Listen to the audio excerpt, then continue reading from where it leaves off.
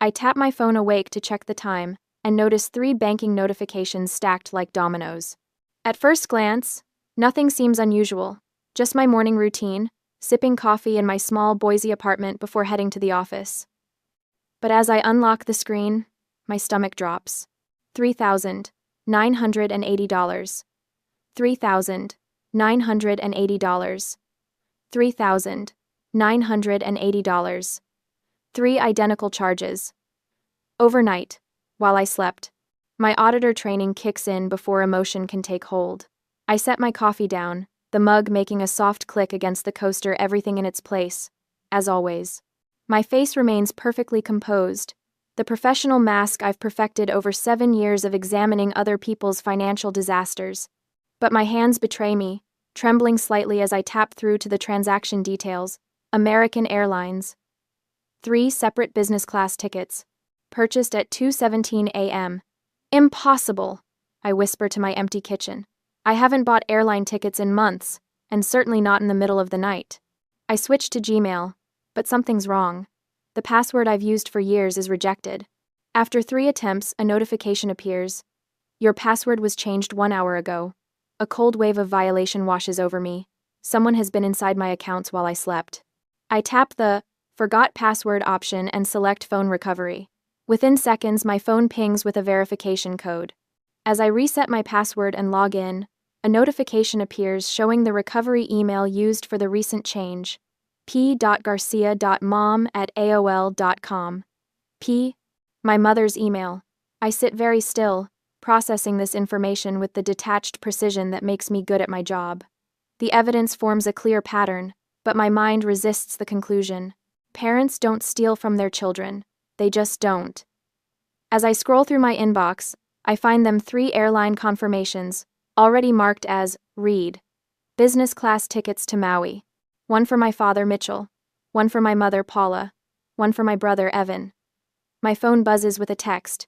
My mother's name appears on screen. Thank you for gifting the family their dream trip. I knew you were always generous. I love you. The coffee turns bitter in my mouth. My mind flashes back to last week, when this all began. Mom created the group chat on a Tuesday evening. Garcia Summer Retreat 2026, she named it, as if it was already decided. I'd muted it immediately, but not before seeing her first message claiming I had volunteered to sponsor the trip. The family Zoom call 2 days later had been a disaster. Me at my kitchen table, trying to clear up her misunderstanding, while the rest of the family discussed Maui excursions. Flights are around $860, Mom had announced, her voice sweet but her eyes sharp. Anyone who can't afford it will have to stay home. Zoe, honey, you're the only one still single, with no kids to worry about. I'd maintained my auditor face neutral, unreadable while calculating how that subtle dig was meant to leverage my singlehood into financial obligation. After the call, I'd messaged her privately. I've made it clear I am not paying for anyone, I wrote, simple and direct. Her response came instantly. Oh, sweetie, you forgot again. You promised your father at Thanksgiving. A lie. A blatant, calculated lie. And now, 3 unauthorized charges totaling $11,940 on my credit card. I take a deep breath, center myself, and call the bank's fraud department. Despite my shaking hands, my voice comes out clear and professional. This is Zoe Garcia. I need to report 3 fraudulent transactions on my account. The representative asks for details, which I provide with methodical precision. When she asks if I know who might have made these charges, I hesitate for only a moment. Yes, I say. This is identity theft committed by a family member. A pause on the other end. Miss Garcia, because you have identified the perpetrator, to proceed with the dispute and protect you, we require you to file a police report. The words hang in the air. Filing a police report against my own mother. The thought makes my chest tight, but I think of the $54,800 in student loans I paid off through years of careful budgeting and overtime work. I think of the small apartment I can finally afford, where everything is organized exactly as I like it. I think of the 3 business class tickets, not economy, at $860 as she'd claimed to the family, but $3,980 each purchased while I slept. I understand. I tell the representative. I'll file the report today. My phone buzzes again as I end the call. The bank has already notified the airline of potential fraud. The tickets are instantly canceled. Almost immediately, my phone explodes with messages. From Mom. Zoe, what did you do? The airline just called us. From Dad. Call your mother right now. Fix this. From Mom again. We told everyone about this trip. You can't embarrass us like this. I set the phone down, my hands finally steady. Through the window, I see my father's truck pull into my apartment complex, tires screeching as he parks haphazardly across two spaces. He slams the door and strides toward my building, his face already flushed with anger. I know what's coming. The shouting, the intimidation, the same tactics they've always used to get their way. But something has shifted inside me. Perhaps it's the auditor in me seeing the pattern so clearly now. Their two mortgages, the $37,000 in credit card debt I discovered when preparing their taxes last year, the facade of wealth they maintain while living beyond their means. Or perhaps it's simply that they've finally gone too far. I stand up straight, smoothing down my shirt. I check that my phone is recording in my pocket. I prepare to face my father, not as a daughter, but as a victim of fraud with evidence in hand. Later that afternoon, I stared at my laptop screen, the blue light harsh against my eyes as midnight approaches. Sleep isn't an option, not with the weight of betrayal pressing down on my chest. The bank representative's words echo in my mind. We'll investigate, but it may take up to 10 business days. 10 days is too long to wait for answers. I need to understand how deep this violation goes. The forgotten AOL account p.garcia.mom@aol.com stares back at me from my screen. Mom had created it years ago when I left for college, supposedly to stay connected. I'd never used it, considering it just another of her controlling gestures. Now I understand its true purpose. I click through my recovery options on several accounts. There it sits, neatly listed as a backup for Gmail, Amazon, my credit card portal, all added without my knowledge or consent. She kept it active all this time. I whisper to myself, the realization spreading like ice through my veins. She was waiting for the right moment. I switch to my banking portal and begin scrolling through months of statements. At first, nothing jumps out. Then I notice a pattern hidden in plain sight. Small charges. Test runs. A $14.99 transaction at a grocery store I never visit. A $23.45 charge at a gas station in Meridian when I was home in Boise. Each one just small enough to fly under my radar. My phone buzzes beside me. Dad, you'd better fix this by tomorrow. Your mother is devastated. I set the phone face down without responding. The intimidation tactic is so familiar it's almost comforting in its predictability. First comes Dad's anger, then Mom's tearful manipulation. Their strategy hasn't changed since I was 10 years old. Mitchell creates fear, Paula exploits guilt. I open a new document and begin methodically logging each unauthorized access attempt I can find. Dates, times, amounts. The auditor in me takes over, transforming hurt into data points, betrayal into evidence.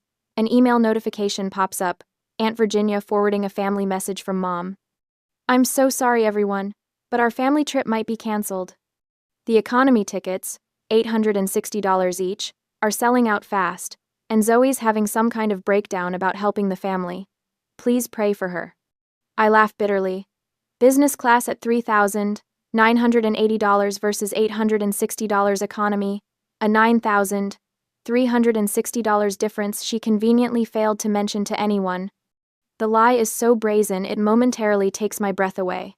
I take a screenshot, saving it to my growing evidence file. Then I notice the email thread below messages I wasn't meant to see. Aunt Virginia hadn't realized they were included when she forwarded Mom's message. Paula.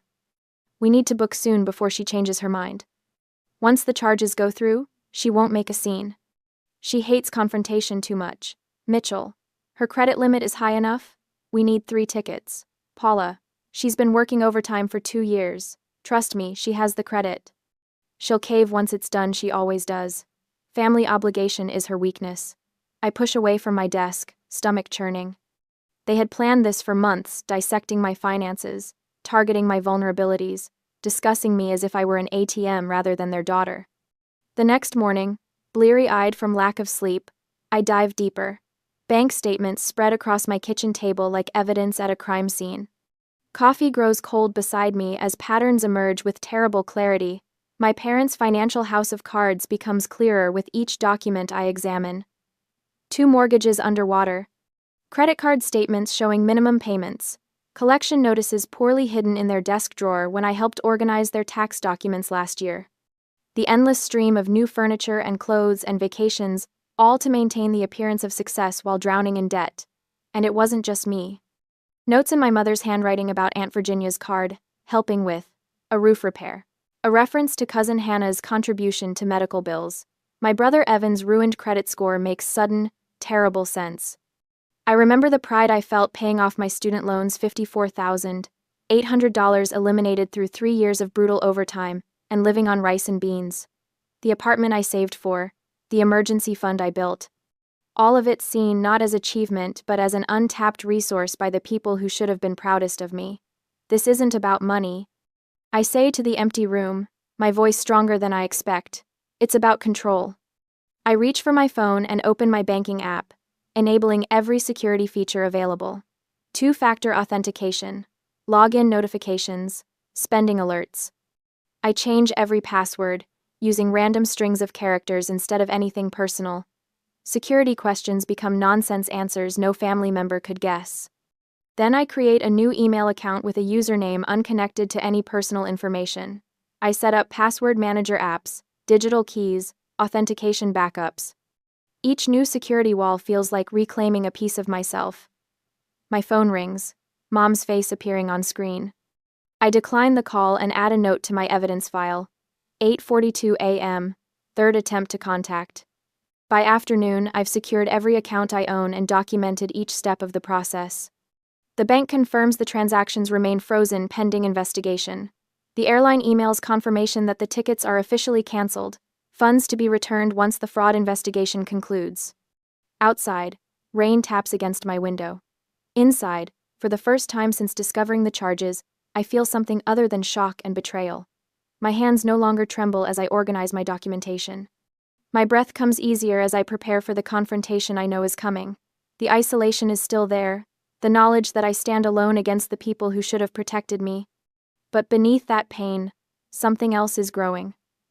Resolve. 2 days after the incident, the pounding at my door makes the hinges shudder. 3 thunderous blows, then silence, then 3 more. I have known that rhythm, my father's way of announcing himself, since I was a child. The pause between barrages is just long enough to let dread settle in. I slip my phone into the pocket of my hoodie and start the recording app. Idaho is a one-party consent state. Only I need to know this conversation is being preserved. I take a deep breath and open the door. Mitchell Garcia fills the doorframe, face flushed crimson above his polo shirt. Before I can speak, he barrels past me into my apartment. "What did you do?" His voice bounces off the walls of my small living room. "Cancel the dispute right now. Your mother is crying." I close the door with deliberate slowness, buying seconds to compose myself. "Hello to you too, Dad. Don't you dare get smart with me." He jabs a finger toward my face, stopping just short of touching me. "Fix this now. Call the bank. Tell them it was a mistake." My phone buzzes in my pocket once, twice, 3 times in rapid succession. Family messages, undoubtedly. I leave it untouched. "It wasn't a mistake," I say, my voice steady. "Someone accessed my account without permission and charged $11,940 to my credit card. It's for the family vacation. Your mother told everyone you were sponsoring it." I maintain my auditor face neutral, observant. Did she tell everyone the tickets were $3,980 each for business class? Or did she tell them they were $860 for economy? His eyes shift slightly. A tell. What difference does that make? Almost $10,000 of difference, actually. My phone buzzes again. I pull it out, keeping the recording running. 17 new messages in the family group chat. I scan them quickly. Mom claiming I forgot my promise. Aunt Virginia suggesting an emergency family meeting at her house. Cousins expressing disappointment in me. See? Dad points at my phone. "You're destroying the family. Virginia is hosting an emergency meeting tonight to discuss your behavior." I tilt my head slightly. My behavior? Not Mom's behavior in accessing my accounts without permission? Your mother was only doing what you promised. I keep my voice measured, just as I would when questioning a client about financial discrepancies. When exactly did I promise to spend nearly $12,000 on airline tickets? At Thanksgiving, you said. I didn't attend Thanksgiving last year. I was working in Seattle, remember? He waves this away. Whenever it was. The point is, families help each other. When your brother needed bail money last year, I paid it. When your cousin needed her transmission fixed, Virginia covered it. I see my opening. Speaking of Aunt Virginia, how many times have you used her credit card without asking? His face freezes for a fraction of a second, just long enough to confirm my suspicion. That's completely different. He sputters. We've used Virginia's card before. Nobody said anything. She knows how these things work in a family. The admission hangs in the air between us. I wonder if he realizes what he's just confirmed on the recording. Does she know about the roof repair charge for $2,400? I'm guessing, fishing for information. His eyes widen slightly. Another tell. This isn't about Virginia, he says, voice dropping to a dangerous growl. This is about you canceling our vacation and embarrassing your mother in front of everyone. No, I correct him. This is about the $11,940 you and Mom stole from my credit card. We didn't steal anything. He slams his hand down on my kitchen counter. It's family money. Family money would mean I had agreed to spend it, I say. I didn't, and you lied to everyone else about the cost. Economy tickets are $860, not $3,980.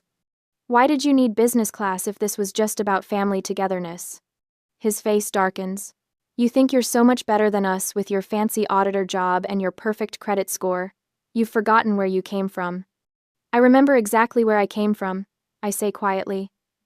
I remember sleeping in the car after the electricity was shut off, because you bought a boat, instead of paying the power bill. That was one time. He steps toward me, fists clenched. I stand my ground. Leave now, or I call the police and play this recording. The color drains from his face as he glances at the phone in my pocket. You wouldn't. I already filed a fraud report with the bank, I say. Police report is next. Your choice if you want to be here when the officers arrive. He stares at me for what feels like minutes, rage and disbelief warring on his face.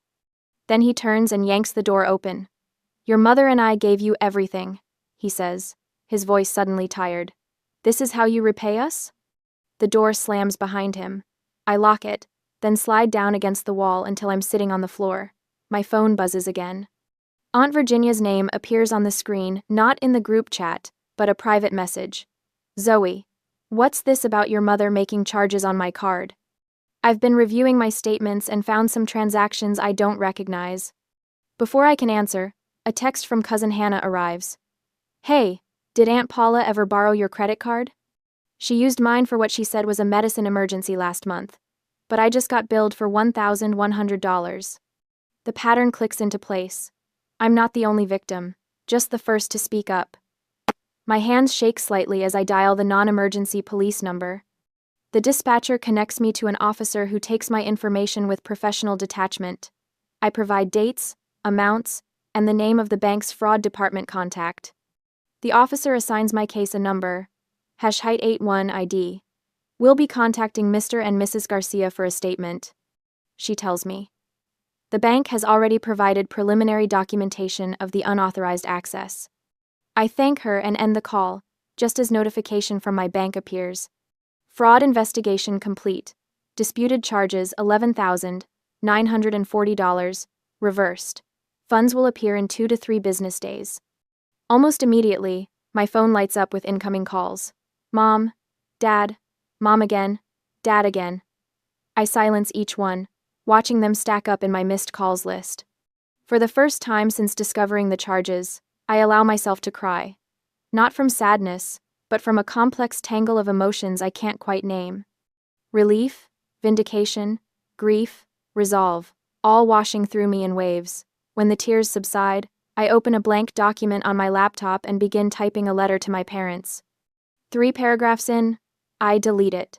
Some things can't be fixed with words. Instead, I open my journal and write. Financial boundaries are emotional boundaries. Love cannot exist without respect. The words feel right, a simple truth I should have recognized years ago. I spend the next hour organizing documentation, screenshots of the fraudulent charges, the email recovery attempt notification, text messages from my parents, and a transcript of the recorded conversation with my father. I save everything in triplicate local storage, cloud backup, and an encrypted email to myself. My phone buzzes with a notification about the emergency family meeting at Aunt Virginia's house tonight. Rather than dread, I feel a strange sense of calm. The burden of secrecy has lifted. The pattern is exposed. I connect my phone to a small Bluetooth speaker and test the audio quality of my father's recorded admission. His voice fills my living room with crystal clarity. We've used Virginia's card before. Nobody said anything. I pack the speaker in my bag alongside printed copies of the bank statements and police report. The emergency family meeting won't go as they expect. For the first time in my adult life, I'm walking into a family confrontation with more than just my word against theirs. I have evidence, allies, and the power that comes from knowing exactly where you stand. Time to break the cycle, once and for all.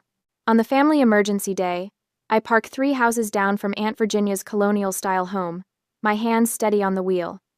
I've arrived exactly on time, not early enough to be ambushed alone, not late enough to be accused of drama. The recording device in my phone is tested and ready. I check my reflection in the rearview mirror and adjust my expression into what my colleagues call my auditor face, neutral, composed, revealing nothing. Remember why you're here? I whisper to myself, gathering the manila folder containing printed copies of the credit card statements. The evidence speaks for itself. 3 charges of $3,980 each, totaling $11,940. The moment I step through Aunt Virginia's front door, 13 pairs of eyes swing toward me. The living room falls silent, conversations cutting off mid-sentence. They're arranged in a loose semicircle, like a firing squad waiting for the command. I recognize the setup immediately. They've been thoroughly briefed against me. In the center sits my mother, tissues clutched dramatically in her hand. Her eyes are red-rimmed, mascara carefully smudged for maximum effect. Dad stands by the door, arms crossed, blocking the easiest exit. The message is clear. No one leaves until this is settled. She's here, Aunt Virginia announces unnecessarily, her voice tight with discomfort.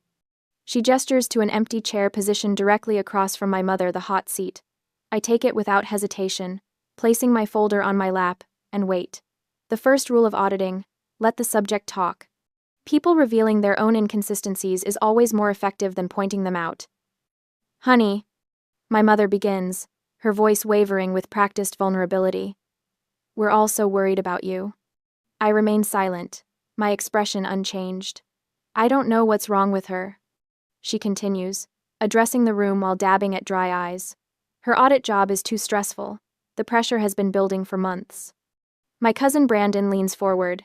Zoe, your mom says you've been having memory problems, forgetting conversations, promises. Financial stress does terrible things to the mind, Aunt Virginia adds, right on cue. I notice Dad shifting his weight, moving slightly closer to the door. Textbook intimidation positioning. Do you understand how much you've hurt your mother? My 19-year-old cousin Melissa asks, her voice dripping with the self-righteousness of someone who's been promised a free vacation. She's been crying for days. She's been crying. I catalog each accusation mentally, watching the pattern unfold. The younger relatives make me feel guilty. The older ones question my stability, all orchestrated by my mother's expert conducting. Paula dabs her eyes again. We just want to understand, sweetie. You seemed so happy to help with the family trip. Then suddenly, her voice breaks perfectly. You even called the police. There it is, my opening. Would you like to know why I called the police? I ask, my voice calm and clear. The room goes completely still.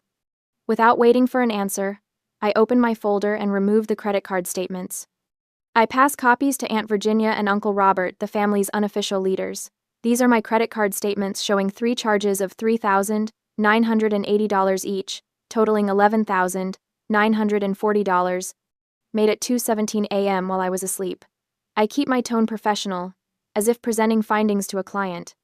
They were purchased using my Gmail account, which was accessed after my password was changed. The recovery email used was p.garcia.mom@aol.com.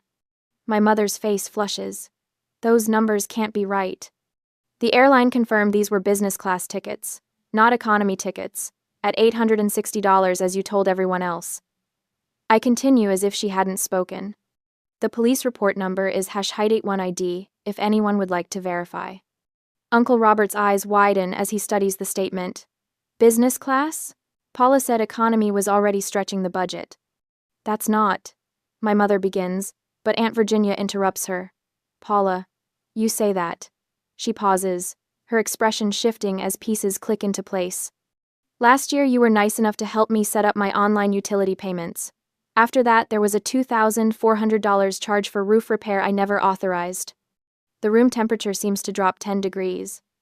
Cousin Hannah looks up from the statements, her face pale. Last summer, after you borrowed my card to buy groceries when your purse was stolen, there was an $1,100 charge from a medical clinic I never visited. My mother laughs, the sound brittle and false. Everyone makes mistakes with online payments. You can't possibly think. I think we should all check our statements, Aunt Virginia says firmly, pulling out her phone. Dad steps away from the door, anger replacing intimidation. This is family business. You're all overreacting to a simple misunderstanding.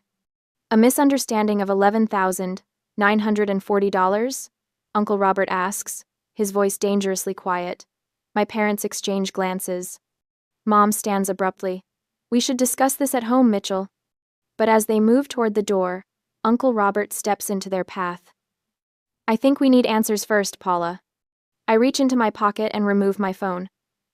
You don't have to believe me, I say, connecting it to Aunt Virginia's Bluetooth speaker. Believe, Dad. I press play. My father's voice fills the room. We've used Aunt Virginia's card before. Nobody said anything. My mother's face turns white. Dad freezes in place, hearing his own words played back to him. That's not what I meant, he stammers, but the damage is done. Aunt Virginia rises from her chair and walks over to stand beside me. This stops today. Cousin Hannah retrieves her purse, pulling out her own financial records. I have 3 misunderstandings here that match Paula's shopping trips. My brother Evan, who has been silent until now, clears his throat. They destroyed my credit score. It's 520 now because of loans I never took out. One by one, family members begin to share similar stories. 3 generations of victims comparing notes, patterns emerging across 2 decades of financial manipulation. My parents retreat to the corner of the room, former allies edging away from them. The united front, they'd carefully constructed, crumbles before my eyes. I'm sorry I doubted you, Aunt Virginia says quietly to me. We should collect everyone's evidence. I'll testify if you need me to, Uncle Robert adds, his lawyer's mind already cataloging the offenses. My mother's tears have vanished completely. Her eyes are cold, calculating, searching for an escape route. Dad's bluster has deflated, replaced by stunned silence as he watches his wife's manipulation tactics fail for the first time. Mitchell, she hisses, say something. But he remains silent, the weight of exposure crushing his practiced intimidation. I watch as the first visible cracks appear in their united front. How could you record me? 10. He finally manages, attempting to redirect blame. Idaho is a one-party consent state, I reply calmly. Only one person in a conversation needs to consent to recording. I consented. We need to establish clear financial boundaries, Aunt Virginia announces to the room. Starting today. My parents exchange glances, fear replacing confidence as the true consequences of their actions begin to take shape. They've lost control of the narrative, and with it, their power over the family.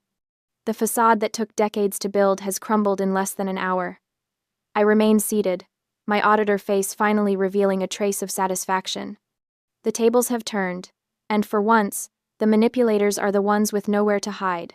2 days later, I spotted them the moment I pulled into the company parking lot. My parents' silver Lexus, the one with 2 years of payments left on a 7-year loan, idles near my reserved space, engine running despite the mild spring morning. Mom sits in the passenger seat, her back unnaturally straight, while Dad drums his fingers against the steering wheel. They've been waiting. My stomach tightens, but I keep my face neutral. The auditor face. I park 3 spaces away and gather my things, taking my time. Through my windshield, I watch Mom nudge Dad. He kills the engine, and they both step out. Zoe, Mom calls, her voice honeyed with false cheer. Honey, we need to talk. I lock my car and walk toward the building entrance, briefcase in hand, as if I haven't seen them. My coworker Jill passes by, offering a quick wave before disappearing through the glass doors. Mom intercepts me halfway across the lot, Dad trailing behind her like a reluctant shadow. Her mascara is perfect, but the skin beneath her eyes looks paper-thin. She's lost weight since the family meeting 2 weeks ago. Please, she whispers, glancing around to ensure no one can hear. Just 5 minutes. I check my watch. I have a meeting at 9. This is important, Dad interjects, his voice lacking its usual thunder. Mom reaches into her designer purse, the one she bought after maxing out her Nordstrom card last Christmas, and pulls out a stack of papers. I recognize the bank letterhead immediately. Home equity line of credit application. 401k early withdrawal forms. They're financial lifelines. Listen, Mom says, her voice dropping even lower. The bank is demanding $11,940 by the end of the month. We just need you to make one phone call to the fraud department. Her fingers tremble slightly as she clutches the papers. Tell them you made a mistake, that you authorized the charges.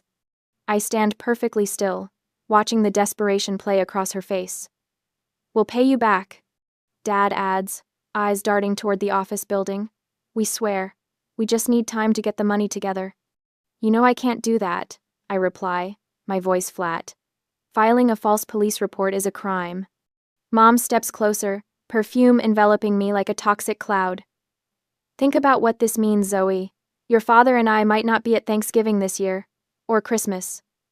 She reaches for my arm. You'll be all alone. Is that what you want? I step back, breaking contact. 2 more coworkers walk past, casting curious glances our way. Your choice affects all of us, Dad says, his voice hardening slightly. What will your cousins think? Your aunts and uncles? That you'd throw away your family over a misunderstanding? A misunderstanding? The word tastes bitter on my tongue. Mom's eyes narrow, calculating. What about your work friends? I'd hate for them to get dragged into our family drama. She nods toward the building. People talk, you know, especially when they hear about ungrateful daughters who abandon their parents. Her words hang in the air between us, the threat unmistakable. You're almost 30, Zoe. She continues, voice softening to a maternal tone that once would have made me fold. No husband, no children. We're all you have. Family sticks together, through everything. More coworkers filter past us. I recognize Martin from accounting and Sarah from HR. They try not to stare, but I can feel their curiosity. My professional reputation, the careful boundaries I've maintained between work and personal life, suddenly feels fragile. For a split second, doubt creeps in. The consequences of standing firm stretch before me. Holiday tables with empty chairs, whispered office gossip, the crushing weight of being the one who severed ties. My hand tightens around my briefcase handle. Then I remember the recording, the bank statements, the pattern that stretches back years, the $11,940 they stole while I slept. I look directly into my mother's eyes, then my father's. You don't owe me, I say, each word precise and clear. You owe the bank. Get out of my way. Mom's face transforms. The mask of maternal concern drops completely, revealing something ugly and raw beneath. Her lips pull back in a snarl. You think you've won? She hisses, voice rising sharply. You will regret this. You will never have a family again. You will die alone. You ungrateful child. Her words echo across the parking lot. Several of my coworkers freeze, staring openly now. Dad grabs her arm, trying to pull her back, but she yanks free. After everything we've done for you, her voice cracks with rage. This is how you repay us? I don't respond. Instead, I walk past them, my steps measured and calm. Behind me, I hear Dad's urgent whisper, Paula, stop. People are watching. The office doors slide open. I step inside without looking back, leaving my parents frozen in the parking lot, the morning sun illuminating the ruins of their carefully constructed facade. 3 days later, a certified letter arrives at their address. My lawyer's name embossed across the top, the words, cease and desist in bold beneath. Attached is a copy of police report, #81ID, detailing identity theft by a family member. The final paragraph warns of criminal prosecution, should any further contact be attempted. The bank begins its collections process directly with Mitchell and Paula Garcia. No longer my problem. I've submitted everything. The comprehensive documentation, the police report, the recording transcript, my credit history showing the pattern of unauthorized access. 7 years as an auditor taught me to be thorough, to follow the paper trail wherever it leads, even when it leads to my own parents. News travels quickly through the family. Aunt Virginia calls to tell me my parents have canceled their country club membership. Cousin Hannah mentions seeing Mom at the grocery store. No designer purse in sight. Uncle Robert reports that Dad's furniture store has cut its hours. Their financial house of cards is collapsing, one card at a time. The bank files a lawsuit for the unpaid debt. The fraud case triggers cross-default clauses in their other loans. Their credit score plummets. Mortgage lenders begin reviewing their loans, questioning the income verification on the original applications. I don't feel vindication. Just a quiet certainty that consequences, long deferred, have finally arrived. 4 weeks after the parking lot confrontation, my phone rings. Aunt Virginia's name appears on the screen. I hesitate before answering. "Zoe," she says, her voice careful. "I thought you should know. Your parents have listed their house for sale." I sit at my kitchen table, the same spot where this all began, with 3 unauthorized charges, and absorb the information. "Are you okay?" she asks after a moment of silence. "Am I?" The family has fractured along fault lines that were always there, just hidden beneath the surface. Some relatives have stopped speaking to me entirely. Others, like Aunt Virginia, have become unexpected allies. The future stretches before me, holidays and celebrations that will never be the same. I don't know, I answer honestly. I'm figuring it out. We talk a while longer. As I hang up, I notice my hands are steady. No trembling. Not anymore. I stand at my kitchen window, morning sunlight filtering through new privacy blinds as I wait for my coffee to brew. 7 months since everything changed, and small rituals like this still feel like victories. My apartment, once just a space I maintained, has become a sanctuary. The new security system panel glows steadily by the door, a constant reminder that I control who enters my life now. Behind me, my desk holds neatly organized folders, a testament to the financial literacy workshops I've been developing. My calendar hangs beside it, next Tuesday circled in bold red, debt-free celebration, with 3 exclamation points. The final payment on my car loan, the last debt I carried, went through yesterday. My phone chimes with a message from Evan. Credit score hit 640 today. Thank you, Z. I smile, remembering his face when I offered to help him rebuild after our parents' financial manipulation had destroyed his credit. Another text follows from Cousin Hannah, asking about Sunday dinner at Aunt Virginia's. This new family we've cobbled together feels real in a way the old one never did. The coffee maker beeps. I pour a cup and sit at the same kitchen table where I discovered the fraud 7 months ago. Same table, same mug, but the woman holding it is unrecognizable from that morning. My banking app shows a healthy savings account instead of fraud alerts. A notification pops up. Credit score. Excellent. 812. I remember how I once hid this number from my parents, knowing they'd see it as an asset to exploit, rather than achievement to respect. I open my journal, running my fingers over yesterday's entry. Financial boundaries are emotional boundaries. I see that so clearly now. What I thought was my weakness, being unable to just help family, was actually my strength. Real love cannot exist without respect. The doorbell rings precisely at 9. Evan stands there, grinning, holding up his phone with his credit report displayed. "I didn't believe it would work," he says, following me inside. "Dad always said credit was something you just had to use until you couldn't anymore." "That's what they needed to believe to justify their choices," I reply, pouring him coffee. "Financial literacy isn't magic, it's just work and consistency." He nods, settling into what has become his chair. "The kids' college funds are set up.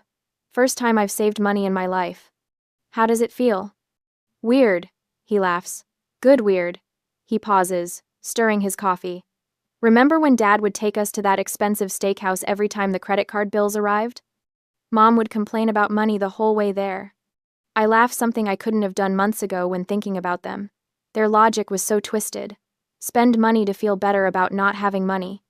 My phone rings, Aunt Virginia confirming Sunday dinner. We're planning a small gathering, just the five of us who formed this new family circle built on choice rather than obligation. Last month, she proposed a toast. To family we choose, not family we tolerate. The words have become our unofficial motto. Tomorrow, I'll lead my third financial literacy workshop at the community center. I tell an anonymous version of my story, helping others identify the red flags I missed for years. Turning my pain into protection for others gives purpose to what happened. My boss called yesterday about the senior auditor position apparently. My handling of the fraud case demonstrated exceptional integrity under pressure. Life reshaping itself in unexpected ways. I close my journal thinking of what I'll write tonight. You cannot love without respect. You cannot respect without boundaries. Some lessons are worth every penny they cost to learn. The digital beep slices through my dreams like a razor. Beep, beep, beep. Access denied. My eyes snap open. The red numbers on my bedside clock read 8:15 a.m. Saturday morning in Austin, and the sun slants through my blinds in dusty stripes. Beep, beep, beep. Access denied. The sound comes again, electronic and sharp. My heart lurches from sleepy confusion to alert panic in the span of a single breath. Someone is at my door. Someone with the wrong code. What the hell? She changed the code. The voice belongs to Bryce, my younger brother. His words slice through the apartment door, vibrating with indignation. I sit up, sheets tangling around my legs. Last night, I deleted their access codes from my smart lock system. After 8 years of them walking in whenever they pleased, I finally did it. One small act of rebellion. The pounding starts not knocking, but the full weight of a body slamming against wood. The doorframe shudders. Emery, open this door. This is your brother's house. My mother's voice, shrill and commanding. Open up, Emery, or I'm breaking it down. Bryce again, his voice rough with effort. My hands shake as I reach for my phone on the nightstand. Without thinking, I press record on the video camera. Evidence. Protection. Something cold and certain settles in my stomach as I slide out of bed. The hardwood floor feels solid beneath my bare feet as I cross to the door. My heart thunders in my chest, but I force my breathing to slow. 1, 2, 3. The chain slides into place before I unlock the deadbolt. I open the door just wide enough to show my face, holding my phone up where they can see I'm recording. Bryce stumbles back mid-lunge, his shoulder still angled for another blow. Behind him stands Patricia, my mother, immaculate at this ungodly hour in pressed slacks and a blouse the color of butter. She clutches a thick manila folder in her manicured hands.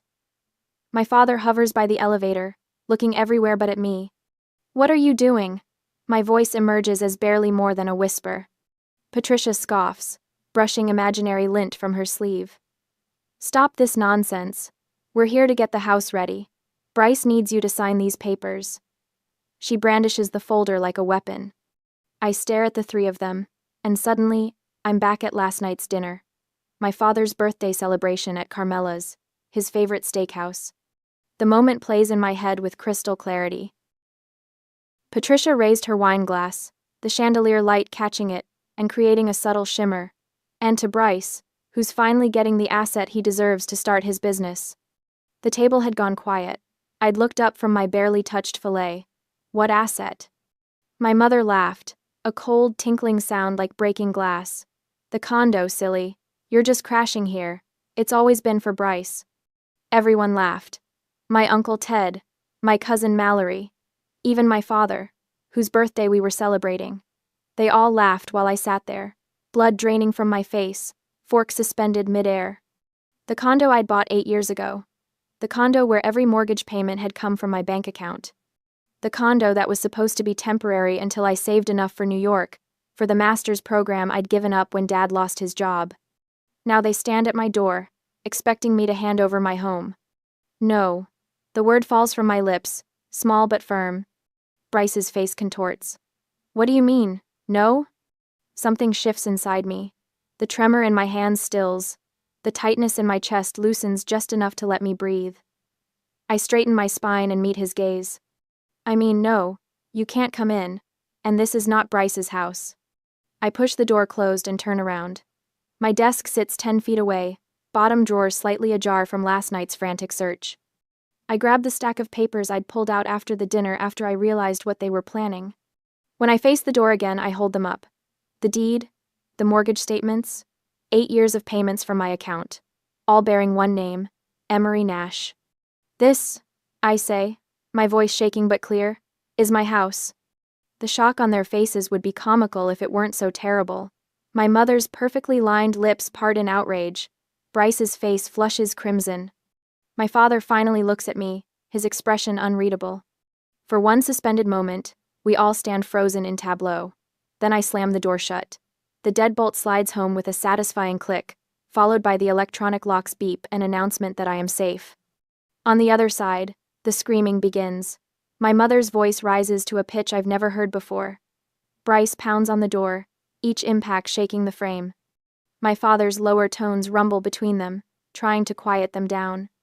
I lean my back against the door, phone still recording as I slide to the floor. My legs won't hold me anymore. The papers scatter around me like fallen leaves. Outside, my family continues their assault, but in here in my home, I'm finally standing my ground. I slide to the floor, back pressed against the door, legs splayed awkwardly across the hardwood. The screaming continues outside, my mother's voice reaching that particular pitch she saves for when she's not getting her way. My phone still records, capturing the muffled chaos, but my fingers have gone numb. I can't feel them anymore. The first sob catches me by surprise. It punches up from somewhere deep in my stomach, clawing past my throat with such force my whole body jerks forward. Then another follows, and another. Soon I'm gasping, struggling to pull air into lungs that feel too small, too tight. Have you ever had that moment? When someone you trusted since birth, someone whose voice taught you words, whose hands steadied your first steps, reveals they've been plotting against you all along? I curl forward, forehead pressed against my knees, and let 8 years of sacrifice pour out of me. 8 years of mortgage payments.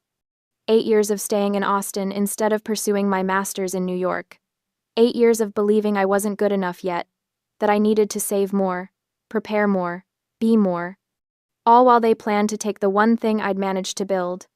An hour passes before the hall goes quiet. My legs cramp as I push myself up, wiping tear-streaked mascara from my cheeks. Coffee. I need coffee. The mundane act of measuring grounds and pouring water gives my hands something to do besides shake. My phone buzzes on the counter. An email notification. First National Bank. Subject line. Your HELOC application. Appraisal confirmation.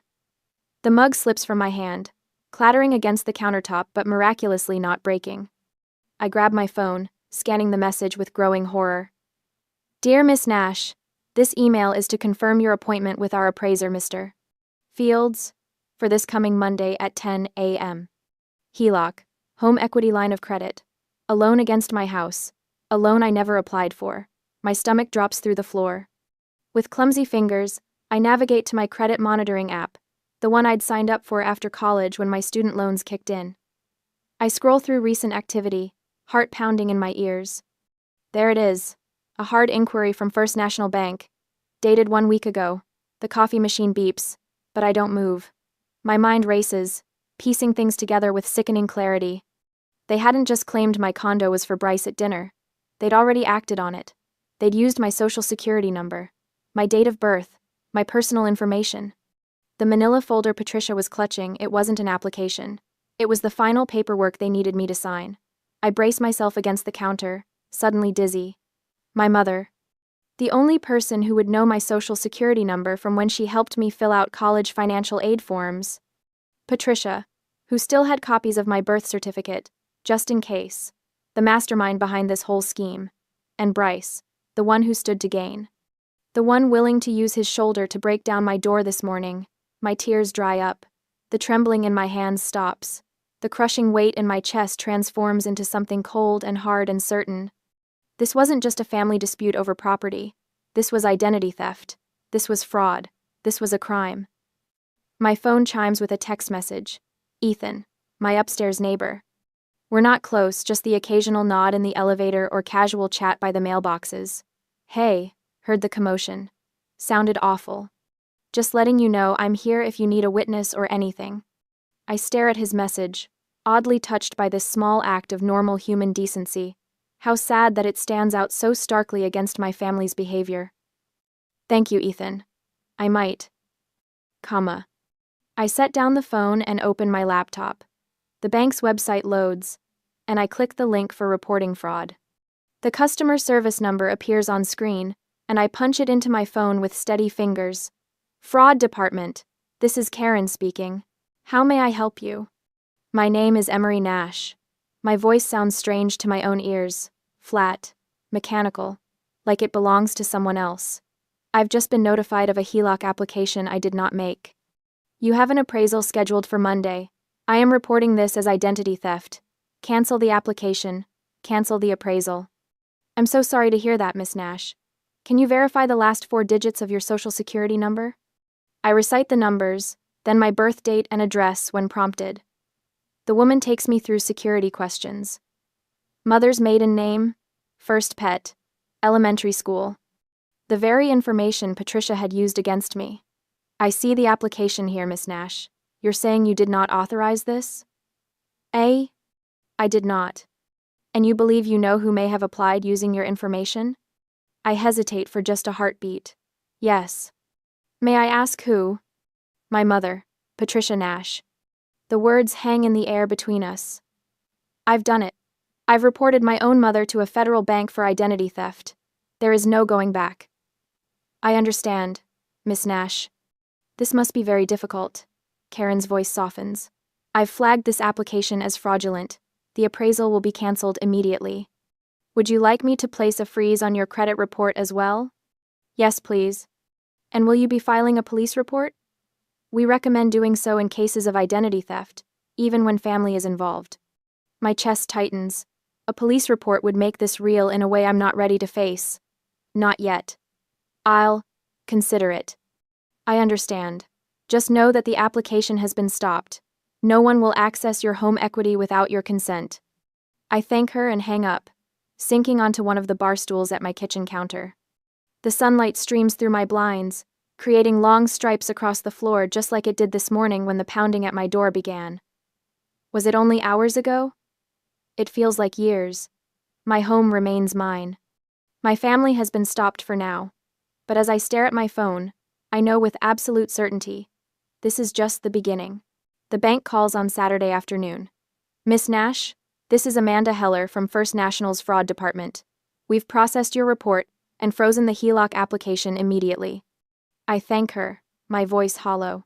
The weight of what I've done reporting my own mother for identity theft settles in my chest like concrete. We're required to notify the applicant, she continues.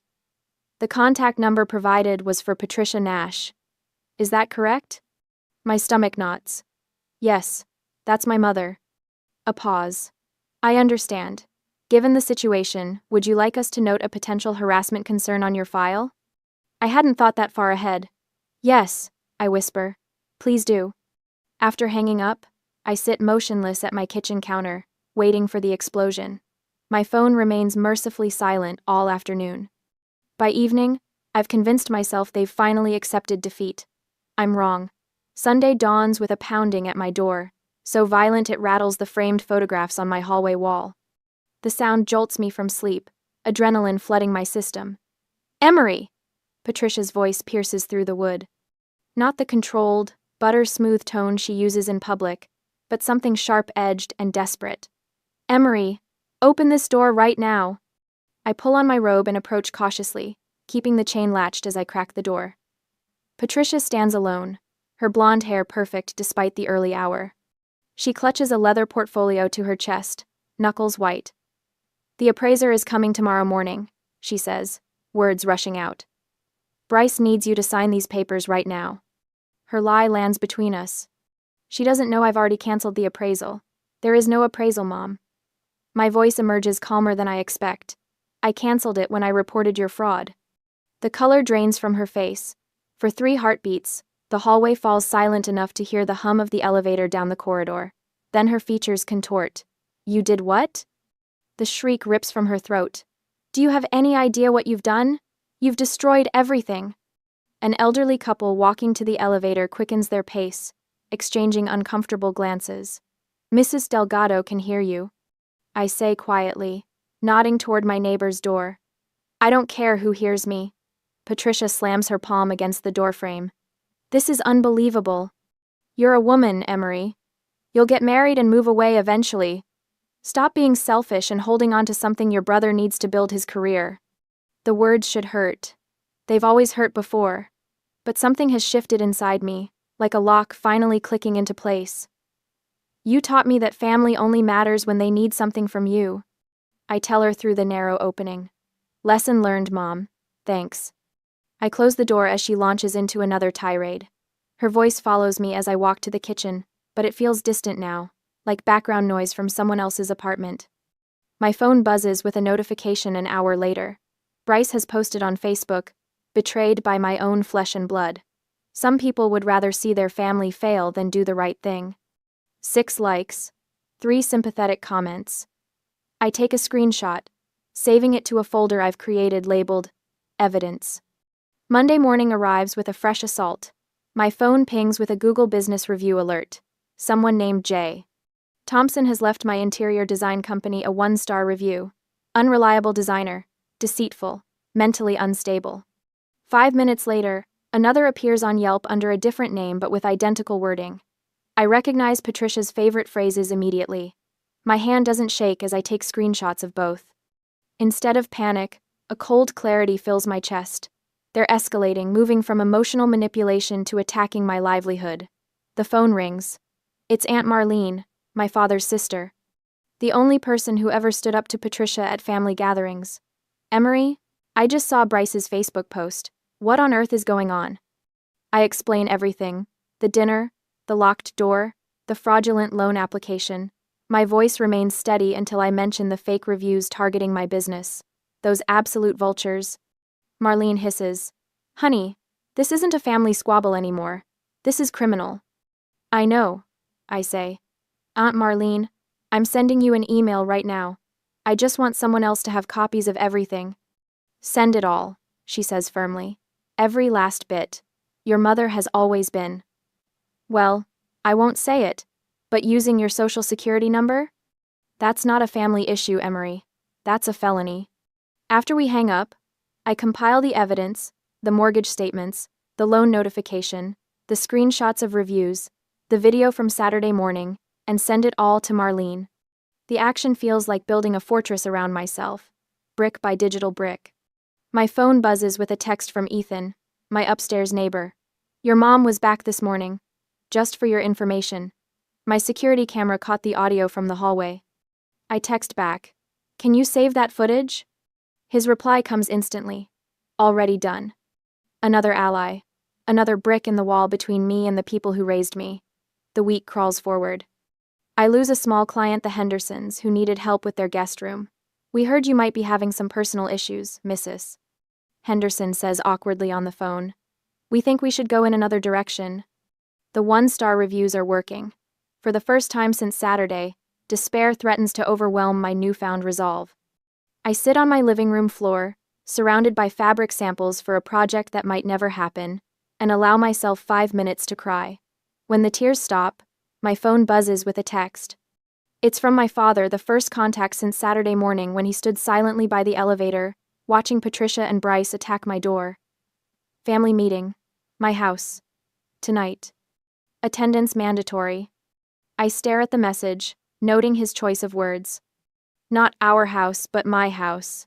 Not we need to talk, but attendance mandatory. Like I'm being summoned to the principal's office. The Douglas Nash I grew up with would never have phrased a message that way. This has Patricia's fingerprints all over it. I don't respond. Instead, I pick up my keys and head to the office supply store. If they want a meeting, I'll give them one, but on my terms, with my evidence and my voice. They think they know me, quiet Emery, who gave up her dreams, who never fights back, who always puts family first. They have no idea who I've become since I changed the door code. As I drive, I rehearse what I'll say, what I'll show them, how I'll stand my ground. Tonight isn't about negotiation. It's about drawing a line that can never be crossed again. For the first time in my life, I'm ready for the fight they've started. The Office Depot sign flickers overhead, bathing me in harsh fluorescent light as I stand before the printing counter. The clerk slides 3 black binders across the laminate surface. You want these spiral-bound or 3-ring?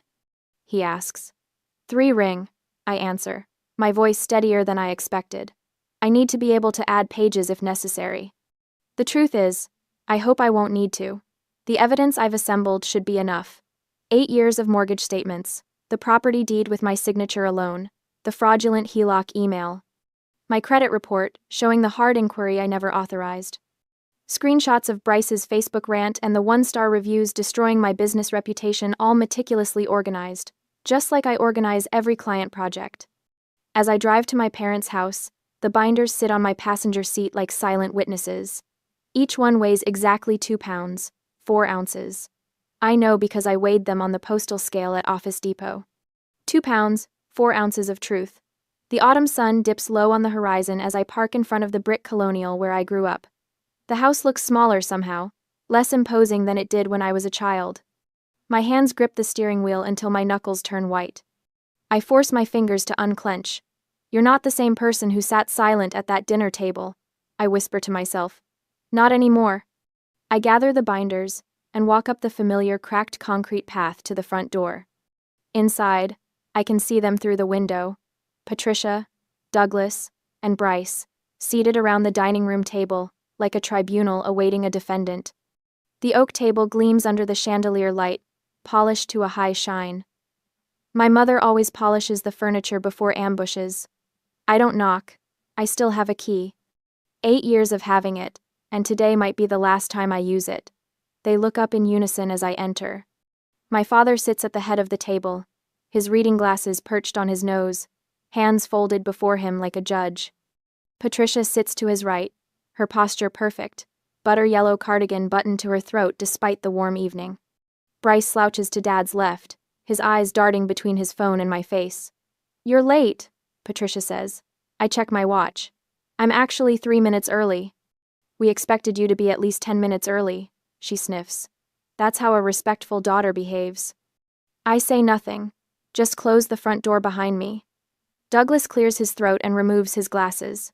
Emery, this has gone too far, he says, his voice weighted with paternal authority. You're embarrassing this family. You canceled the loan. You upset your mother. We are here to fix this. He taps a stack of papers at his elbow. You will sign these papers, and we will forget this whole thing. The old Emery would have wilted under that tone, that stare. The old Emery would have signed anything to make the tension dissolve, to restore what passed for peace in this household. But the old Emery died when she heard her brother trying to break down her door. I walk to the table, my steps measured. No rushing, no apologizing. I place a binder in front of each of them, black, professional, identical except for the names printed on the spines. What is this? Douglas asks, annoyance creeping into his tone. It's my answer, I say. Patricia flips hers open first, manicured fingers spreading the cover wide. Her eyes fall on the HELOC email I'd placed on the first page, the bank's letterhead crisp and damning at the top. Her face flushes red, then drains to chalk white. She snaps the binder shut. You wouldn't dare, she hisses, voice low and dangerous. Bryce opens his more cautiously, like he's afraid it might explode. He turns to the section tabbed with his name and finds printouts of his own Facebook post about family betrayal, followed by the anonymous 1-star reviews that appeared on my business pages hours after. Reviews that use phrases he's fond of, mentally unstable and deceitful, in the exact order he tends to say them. He turns pale, Adam's apple bobbing as he swallows. Only Douglas actually reads. He starts with the property deed, his reading glasses sliding back onto his nose. His finger traces the signatures, only mine. Not his, not Patricia's. He flips to the 8 years of mortgage statements. Each one bears the same memo line in my handwriting, future fund payment. His eyebrows draw together as he turns to the credit report page showing the hard inquiry from First National Bank, dated exactly 1 week before my father's birthday dinner. What is this? He murmurs, more to himself than to me. That's evidence of identity theft. I say, my voice calm despite the thunder of my heartbeat. Someone used my social security number to apply for a home equity line of credit on my property without my knowledge or consent. Douglas looks up sharply. But who would? He stops, His eyes slide to Patricia.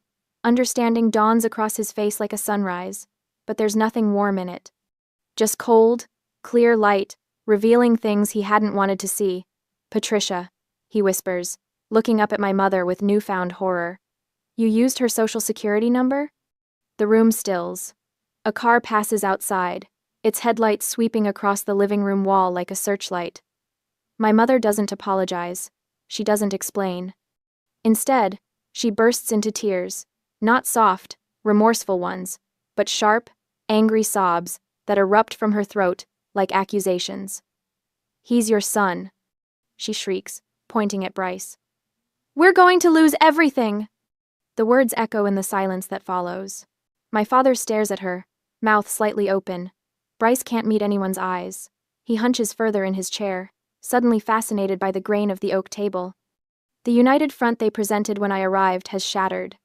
I watch as my father's shoulders slump, the weight of realization crushing the righteous anger he'd prepared. That's not true, I say, looking directly at my father. You're not going to lose anything, because you never put in a single dollar. I'm the one who lost. I lost my $20,000 future fund for New York. I lost my spot in the master's program. I lost 8 years of my life believing I wasn't good enough, all while I was paying your bills. Douglas flinches. The truth lands like a physical blow. I'm not here to negotiate, I continue. I'm here to inform you. Bryce shifts in his seat, mouth opening to interrupt. I silence him with a look. I stand taller, drawing strength from the cold clarity that has replaced my fear. The HELOC is dead. The bank has flagged your phone number. Aunt Marlene has a copy of this binder. So does my neighbor Ethan, who has video of you harassing me at my door. If one more one-star review appears, if any of you text me, email me, or come within 100 feet of my home, I'm filing a police report for identity theft and harassment. Patricia's face contorts. You ungrateful little... My mother's mascara runs in black rivulets down her cheeks. My brother's knuckles turn white as he grips the edge of the table. My father just looks lost. A man waking up to find the script he'd been reading from was written by someone else. Patricia looks to Douglas, expecting him to take control as he always has, to bring me back in line. But my father just stares at the binder, at the evidence of what they've done. We're done, I say. I don't wait for a response. I turn and walk to the door, my back straight, my steps unhurried. Behind me, I hear my mother's voice, high and desperate. Douglas, tell her she has to. My father says nothing. The door closes behind me with a soft click, far gentler than the slam I'd imagined in all my rehearsals. Outside, the evening air smells of cut grass and distant rain. I breathe it in deeply, filling my lungs, and for the first time in 8 years, the tightness in my chest begins to ease. I leave the binders, the proof of their betrayal, on the table and drive away from the smoking ruins of their plan. I don't look back. 3 months later, I'm sitting motionless at my desk. The only thing moving is the blinking cursor on the screen.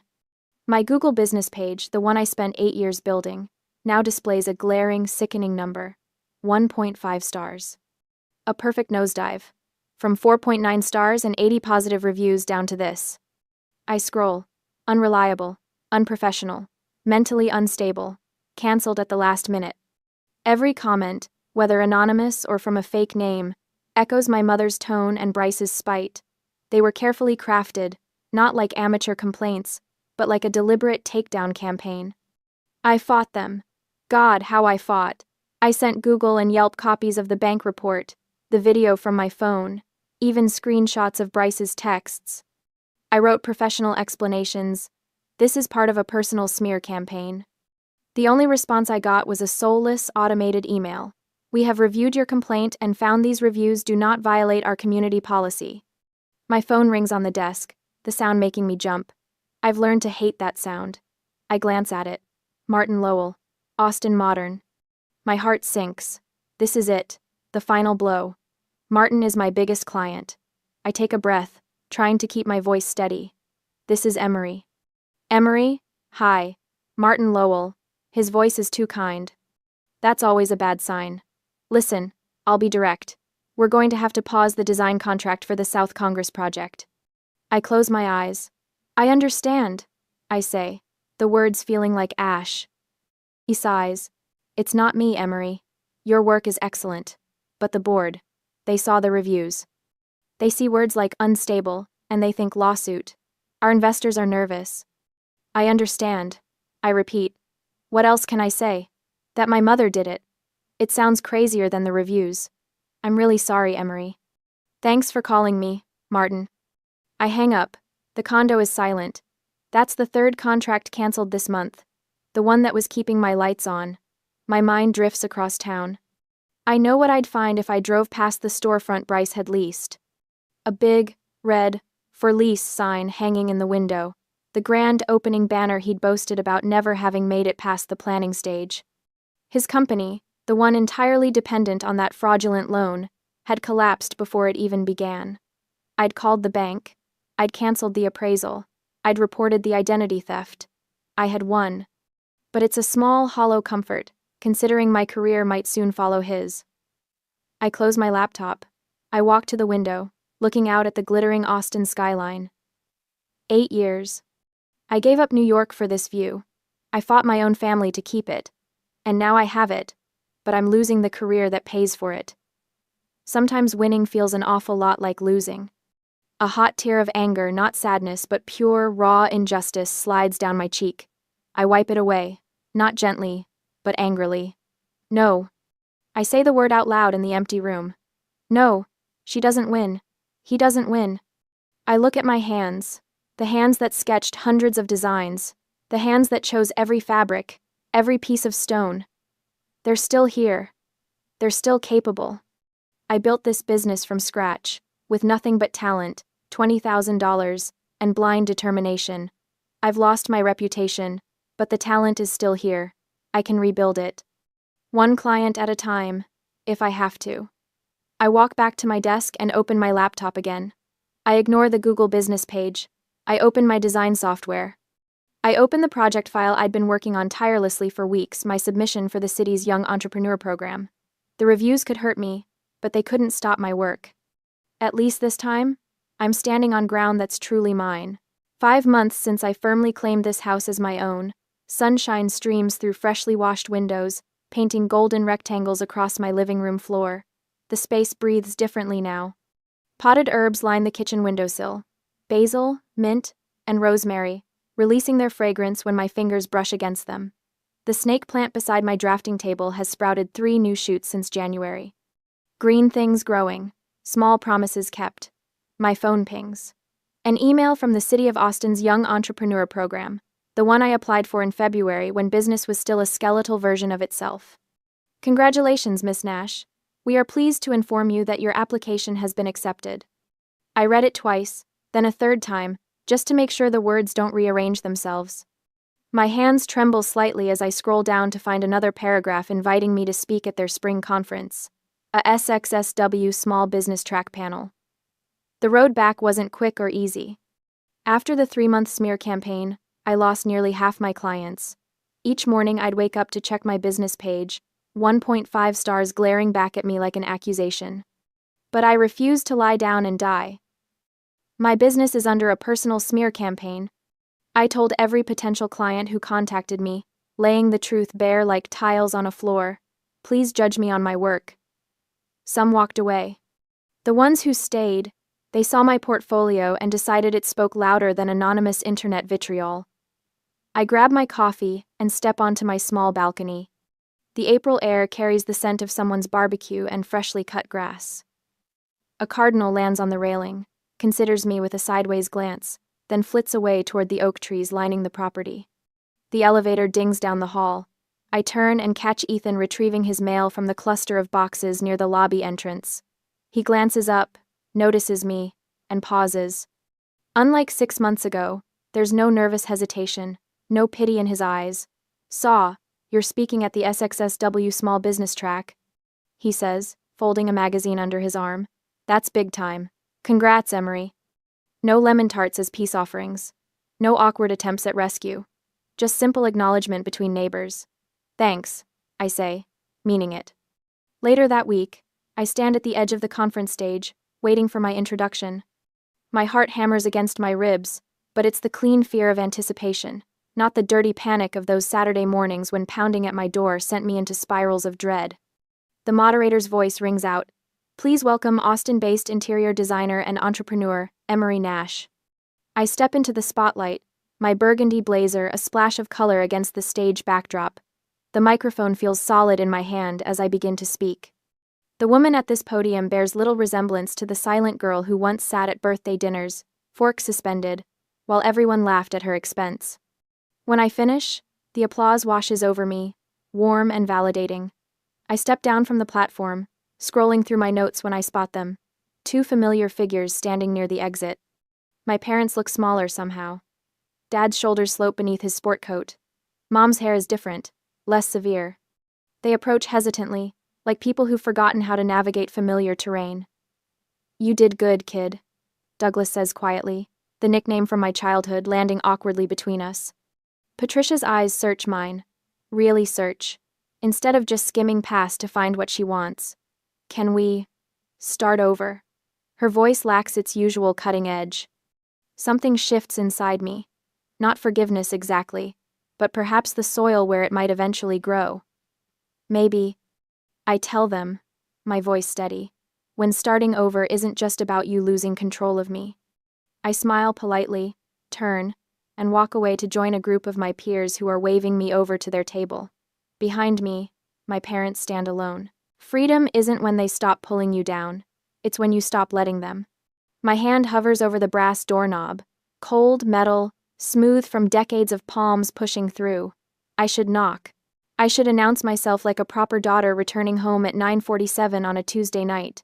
But I hear laughter inside the drawing room. The expensive kind. The kind that comes after the third pour of scotch that costs more per bottle than most people's mortgage payments. My father's voice cuts through first. Rich, confident. The voice he uses when he's about to close a deal or ruin someone's life. Sometimes both at once. Another round, gentlemen? Glass clinks. Ice rattles. Sloane's laugh follows, sharp and bright. I know that laugh. She saves it for moments when someone's about to get destroyed and doesn't know it yet. I've heard it directed at opposing counsel, at nurses who displease her, at me when I was 19 and stupid enough to think my computer science degree impressed anyone in this family. I should walk away. Drive back to my anonymous apartment with its second-hand furniture and working locks that keep out everyone, including the people who share my last name. But then I hear it. 3 words that root my feet to the Persian runner beneath them. Rosewood Cottage sale. My grandmother's house. The only place in my entire childhood where someone looked at me and saw something other than a disappointment in a cardigan. I lean closer. The door is old. The seal imperfect. Sound travels. 20 million. My father's voice carries the weight of confession. Bad cases. Thought I could win them. Gambled wrong. Bryce Sterling speaks next. My ex-boyfriend. The one who told me I was brilliant right before he told me I wasn't wife material. His voice has that oily quality investment bankers cultivate. Smooth and slick and utterly without friction. The cottage appraises at $850,000. Quick sale, clean paperwork. My commission is 8%. $160,000 for me. Enough to cover your immediate obligations. And Meredith never has to know the extent of the problem. Sloane laughs again. She won't ask questions. She never does. Just signs whatever you put in front of her and smiles like a grateful puppy. My chest tightens, not with surprise, with recognition. I could fix this. Right now. I could open this door, walk in, and offer to write a check. $20 million is nothing. Less than nothing. Aether Systems cleared $40 million in revenue last quarter alone, and the IPO opens tomorrow morning at a projected $84 per share. But I don't move. Because my father is still talking. Don't worry about her. She's too stupid to read the fine print. She'll sign whatever we put in front of her just to get a pat on the head. The words land like a fist to the sternum. Not a slap. A punch. The kind that knocks the air from your lungs and leaves you gasping. Stupid. She's been playing with computers for years. Sloane's voice drips with contempt. Still no real job. Still living in that sad little apartment. I posted a throwback photo of her last week, remember? From when she was 19? The comments were brutal. Everyone asking when she'll grow up and get a real career. At least the cottage sale is clean. Bryce again. Always Bryce, calculating his angle. She won't even understand what she's signing. Just tell her it's trust fund paperwork. She'll believe anything. My hand drops from the doorknob. 3 years ago, I paid off Sloane's credit card debt. $50,000 in charges for handbags and spa, weekends and bottles of wine that cost more than some people's cars. I did it anonymously through a shell company, because I knew if she discovered I had money, she'd never stop asking for more. I thought I was protecting her. Protecting all of them. Silent protector. That's what my therapist called it before I stopped going to therapy, because sitting in an office talking about my feelings felt like admitting defeat. I protect people who don't protect me back. I sacrifice for people who see sacrifice as weakness. My grandmother knew. She tried to tell me, sitting in the kitchen at Rosewood Cottage when I was 16, teaching me to code on her ancient desktop computer that took 5 minutes to boot up. You're worth more than their approval, Mary. I didn't believe her then. I wanted to, but I didn't. Now, standing in this hallway, with my family's laughter echoing through the door, I feel something shift. Something cold and clean and sharp. They don't misunderstand me. They despise my intelligence because it threatens their control. I turn. My footsteps make no sound on the runner as I walk back down the hallway, through the foyer, out the front door. Kalen stands beside my car, his posture military straight despite the late hour. He's been my head of security for 3 years, knows exactly who I am and what I'm worth, never told a soul. He opens the back door without a word. I slide into the leather seat. The door closes with a solid thunk that sounds like a vault ceiling. Get me the audit logs for Scott and Partners, I say. My voice sounds different, lower, colder. Tonight. Kalen's eyes meet mine in the rearview mirror. For 3 years, I've been the polite boss who says please and thank you, and apologizes when I ask him to work late. He sees something different now. Yes, boss.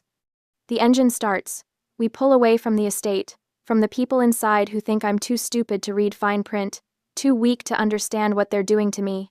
They're wrong. And in 24 hours, they're going to realize exactly how wrong they've been. The Four Seasons suite costs $8,000 a night. I'm not staying here for the thread count. I'm here because the walls are soundproof, the internet connection runs on dedicated fiber, and nobody from my family would ever think to look for me in a hotel that requires a black card just to book a room. It's 2:30 inches the morning. 3 monitors glow blue across the mahogany desk, each one displaying a different layer of Scott and Partners' financial infrastructure. My fingers move across the keyboard without conscious thought, muscle memory, from 10,000 hours of coding, translating into commands that peel back every transaction, every wire transfer, every desperate attempt my father made to cover his losses. Aether Systems provides cybersecurity to his firm, has for 2 years. He doesn't know that. Doesn't know that every email, every financial record, every panicked message to his accountant flows through servers I control. He called me stupid. I pull up the first document. A case file from 18 months ago. Richard Scott, representing a pharmaceutical company against a class action lawsuit. The opposing counsel had documentation, witnesses, momentum. My father bet $6 million on a settlement that never came. Lost everything. Next file. Another gamble. Another loss. The pattern emerges like a fracture spreading across glass. $20 million. Gone. Not stolen. Not embezzled. Just arrogant, reckless decisions, made by a man who believed his charm could override facts. I open Sloane's financial records next. Her surgeon salary is substantial. $280,000 a year. Should be enough for anyone. Except she spends $580,000 annually. Designer clothes. Luxury vacations. A wine collection that costs more per bottle than I paid for my first car. She's been bleeding money for years, using credit cards like they're somehow disconnected from reality, from consequence. I find the email thread buried in her personal account. Subject line, The Mary Problem. My stomach clenches, but I open it anyway. Sloane to Richard, 3 months ago. We need to activate the family ATM before she figures out she has options. Richard's response. She won't figure it out. She's too busy playing with computers. Sloane again. The cottage is the play. Sentimental value. She'll do anything to keep it. We frame it as helping her. Take what we need. Move on. 3 months. They've been planning this for 3 months. I screenshot everything. Every email. Every transaction. Every lie they told themselves about who I am and what I'm worth. My phone buzzes at 3:15. Preston Vance. The only person outside my security team who knows the truth. You should be sleeping, I say. So should you. His voice carries that particular strain of someone who's spent the last 48 hours preparing for the biggest financial event of his career. The Ether IPO is tracking to break records. Less than 24 hours until bell. I know. Do you? He pauses. I hear him moving, probably pacing his office. Preston doesn't sit still when money is on the line. Because if you don't legally sever your finances before market open, their debt becomes your liability. California family law is not your friend here. The words hit like cold water. I knew this. Somewhere in my brain, I knew this. But hearing it stated plainly, hearing the timeline compressed into hours instead of abstract future consequences, makes it real. How bad? I ask. $20 million in debt against $2.8 billion in assets? The creditors will come for you the second your net worth goes public. They'll argue familial responsibility, shared household history. You'll spend years in litigation, even if you win. I close my eyes. The monitors paint blue shadows across my eyelids. Save them or save your empire, Preston says. You don't get both. I've been saving them my whole life. Anonymous payments, quiet fixes, problems that disappeared before they knew problems existed. And they still see me as stupid. I need a quitclaim deed, I say, for Rosewood Cottage. That's not enough. You need a full financial separation waiver. Every future claim, every potential liability. Can you bury it in the language? Page 7, paragraph 3. Make it look like standard charity paperwork. Preston goes quiet. When he speaks again, his voice has changed. That's scorched earth. That's survival. They'll sign it without reading. You know they will. I'm counting on it. Another pause. Longer this time.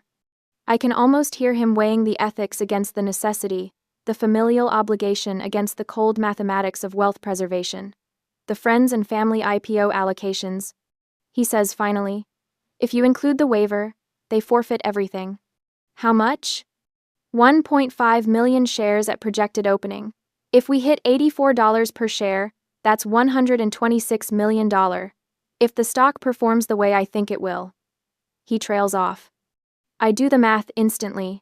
If the stock quadruples like similar IPOs have, if Ether Systems proves what I know it can prove, the forfeiture becomes $500 million. They wanted to steal my grandmother's house for $850,000. I'm about to let them sign away $500 million. Draft it, I say. Have it ready by noon. Meredith. Preston's voice softens. He almost never uses my full name. Are you sure? I look at the monitors. At the evidence of their contempt displayed in financial transactions and casual cruelty. At the email where Sloan called me an ATM they haven't activated yet. I've never been more sure of anything in my life. We end the call. The suite falls silent except for the quiet hum of electronics and my own breathing. Kalen knocks once, enters without waiting for permission. He's carrying a black folder, the kind lawyers use for documents that matter. The deed? I ask. Drafted, reviewed, notarized, and ready for signature.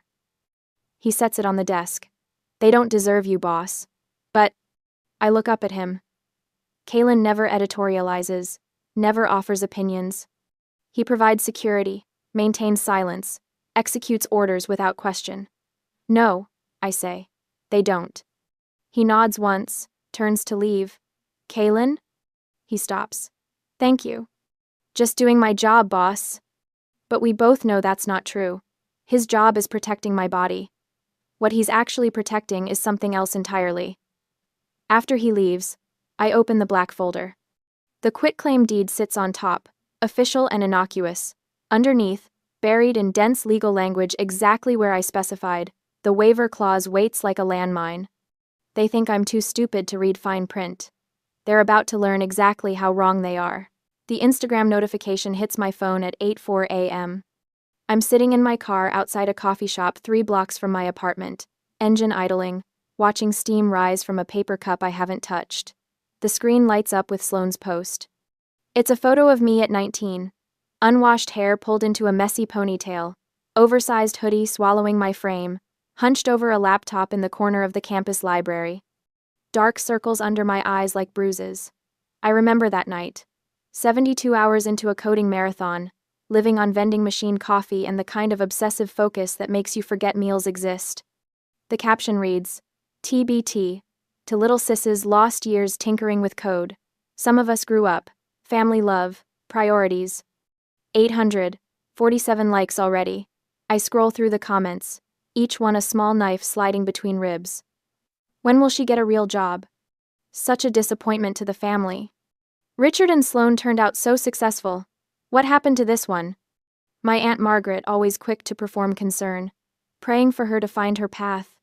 Cousin David, who borrowed $5,000 from me 2 years ago and never paid it back. Maybe it's time for an intervention?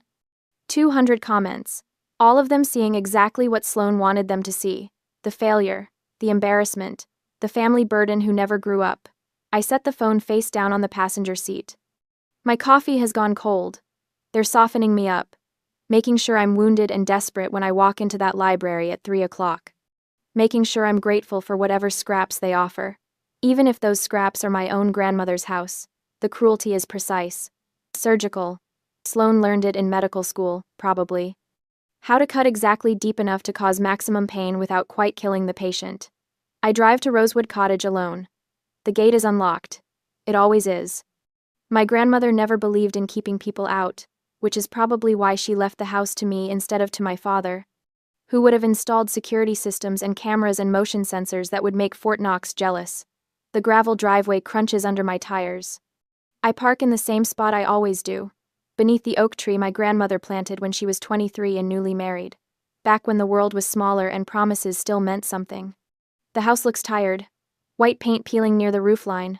Shutters that need replacing. The front steps sag slightly in the middle from decades of footsteps. But the bones are good. Solid. The kind of construction they don't do anymore, when people built things to last instead of building them to sell. I let myself in with the key I've carried for 8 years. The one my grandmother pressed into my palm the summer before she died, closing my fingers around the brass teeth like she was passing on something more valuable than metal. This is yours, Mary. Not your father's. Not Sloane's. Yours. Don't forget that. I didn't understand then. I thought she meant the key. Now I know she meant the belonging.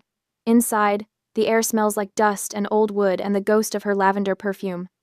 I run my hand along the banister, feeling the grain beneath my palm. Smooth in some places, rough in others. Honest wear from honest use. Her needlepoint still hangs in the hallway. A quote from Virginia Woolf. A woman must have money and a room of her own. She stitched that when she was 67. After my grandfather died and left her financially independent for the first time in her life, she hung it in the entryway like a declaration of war against anyone who thought widows should be grateful and quiet. I walk through the room slowly. Kitchen with its yellow tiles and the chip in the counter where I dropped a cast iron skillet when I was 12. Living room with the fireplace that actually works, unlike the decorative gas logs at my father's estate. The reading chair by the window, cracked leather that molded to her body over 40 years of books and afternoon light. I sit in that chair now. The photo albums are still on the side table. I don't open them. I know what's inside. My grandmother and me, hundreds of pictures spanning 18 years. Her teaching me to garden, to cook, to code on that ancient desktop computer she bought at a yard sale because she believed technology was power and girls needed power. Not a single photo includes my father or Sloane, unless it's a formal family portrait where everyone's smiling and lying. She knew. Even then, she knew. I was always the giver.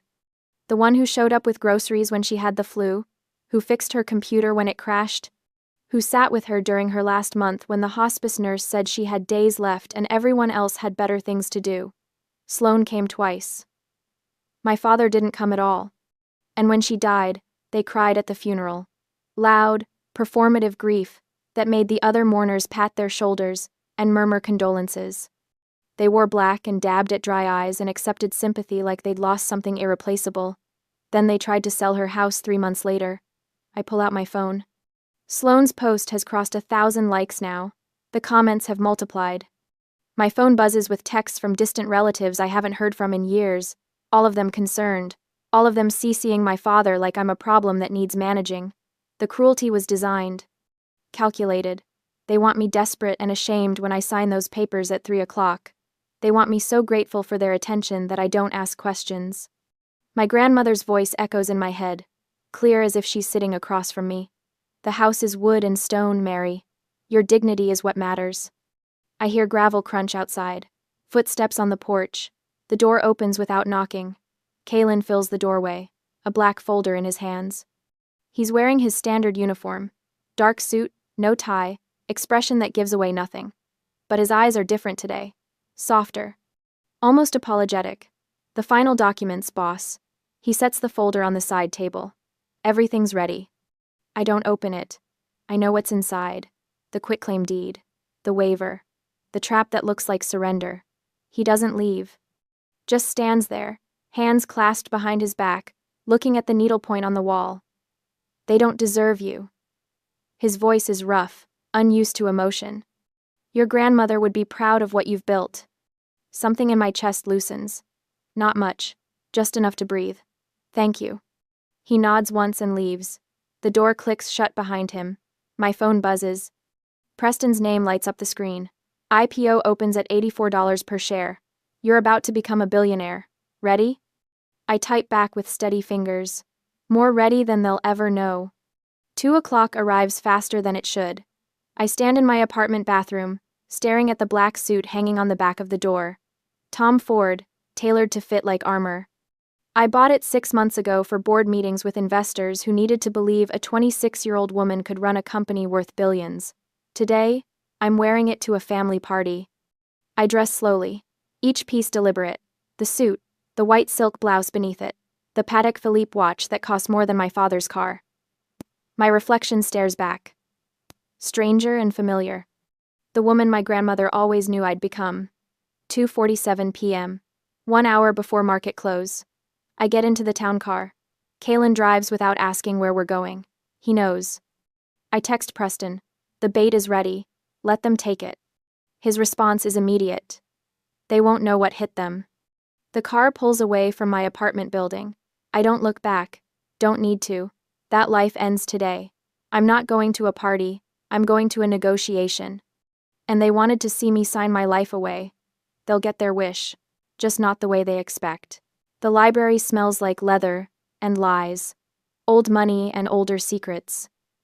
I used to love this room when I was a kid. Back when I thought the floor-to-ceiling bookshelves meant my father valued knowledge. Now I know they're just expensive wallpaper. Half those books have never been opened. Richard sits behind the mahogany desk like a king granting audience. His personal attorney stands beside him, some gray suit with a forgettable face and a very memorable hourly rate. Bryce leans against the bookshelf to my left, arms crossed, that smug little smile playing at the corners of his mouth. The smile that says he's already counting his commission. It's 3 o'clock. 1 hour until market close. The door opens behind me. Sloane's perfume arrives 5 seconds before she does. Something French and floral and suffocating. She sweeps past me without acknowledgement, taking her position at Richard's right hand like she's been doing since we were children, the favored daughter. The one who became a surgeon, who married well, who posts perfectly filtered photos of her perfectly curated life. Thank you for coming, Meredith. Richard's voice carries that particular tone. The one that sounds warm but isn't. The one he uses on clients right before he explains why their case is hopeless. I know this is short notice. You said it was important. I keep my voice soft, uncertain. The way I used to sound at 19 when I desperately wanted him to notice me, to see me, to value anything I did. It is. He gestures to the chair across from him. Please. Sit. I sit. Fold my hands in my lap. Let my shoulders curve inward just slightly. The body language of someone who's never learned to take up space. The attorney slides a document across the desk. Heavy bond paper. At least 20 pages. The title is printed in bold. Trust Fund, Release, and Property Transfer. My heart doesn't race. My hands don't sweat. But I make sure they think they do. We've been discussing your future, Richard begins. He actually sounds paternal. Concerned. Like he's about to do me a favor instead of rob me blind. You're 26 years old. Still trying to find your path. That's admirable, sweetheart. But it's time we helped you get started. Started with what? I let my voice crack just a little. Just enough. With your life. Sloane's tone could cut glass. We're releasing $50,000 from the family trust. Seed money for your little computer hobby. Little computer hobby. The words sit in my chest like stones. Aether Systems employs 217 people. We provide cybersecurity infrastructure for 70% of the Fortune 500. Our quarterly revenue exceeds what their law firm makes in 2 years. But I don't say any of that. Instead, I pick up the document with trembling fingers. Real trembling this time, not from fear but from the sheer effort of not laughing in their faces. I scan the first page. Standard trust release language. Page 2 outlines the $50,000 payment, makes it sound generous, necessary, overdue.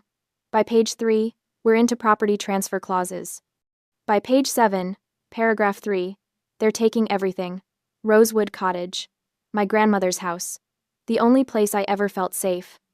They're transferring the deed to cover outstanding family obligations. $20 million in gambling debts, disguised as legal fees for bad cases, Richard took because he thought he was smarter than everyone else in the courtroom. He wasn't. The cottage appraises at $850,000. They're trading my inheritance for 4% of what they owe, and they think I won't notice because I'm too stupid to read past the money part. This is very generous. The attorney speaks for the first time. His voice has the practiced neutrality of someone who's witnessed a lot of terrible things and cashed a lot of checks anyway. Given your situation, Miss Scott, I'd say your family is being extraordinarily accommodating. My situation. Like I'm the problem. Like I'm the one who gambled away millions and dragged everyone else down with me. I don't understand. I look up at Richard. Let my eyes get wet. Not crying, just on the edge of it. Why the cottage? That's Grandma's house. Was her house? Sloane's already bored with this conversation. Her phone sits on the desk in front of her, Instagram open. Ready to document my breakdown for 15,000 followers. She's been dead for 3 years, Mary. You can't even afford the property taxes. But I could figure something out. My voice goes higher, desperate. Please, Dad. It's all I have. You'll have $50,000. Richard checks his Rolex. 3:17. He's getting impatient. That's more than most people your age have managed to save. You should be grateful. Grateful. The word tastes like poison. Can't we find another way? I'm pleading now. Full performance. I could get a job. A real job. I could help pay off the debts myself. Bryce actually laughs. Doing what, Meredith? You've been coding in your apartment for 6 years. No publications, no portfolio anyone's seen, no professional network. The market's brutal right now. You'd be lucky to land an entry-level position. It's better this way. Sloane doesn't even look up from her phone. You can't afford the upkeep anyway. No real income. And honestly, living in the past isn't healthy. You need to move forward. I found a buyer who'll preserve it, Bryce adds. You should be grateful someone wants it at all in this market. The attorney taps the signature line on page 19. Miss Scott, I have another appointment at 4. If we could finalize this now. Richard leans forward. His expression shifts. Not paternal anymore. Just cold. Sign it or get nothing. We're done coddling you, Meredith. It's time you learned how the real world works. The clock on the wall reads 3:42. 18 minutes until market close. Sign. The document. Richard bites off each word. I reach for the pen, allowing my hand to tremble visibly. But before the tip touches the paper, I stop. I want a copy, I whisper. For my records. Grandma always said to keep records. Richard rolls his eyes. For God's sake! It's standard procedure, Mr. Scott. The attorney murmurs, pulling a duplicate set from his briefcase.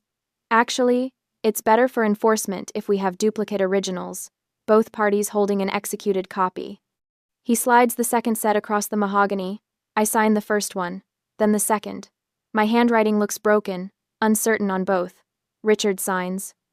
The attorney notarizes both stacks with efficient, heavy thunks of his stamp. Happy?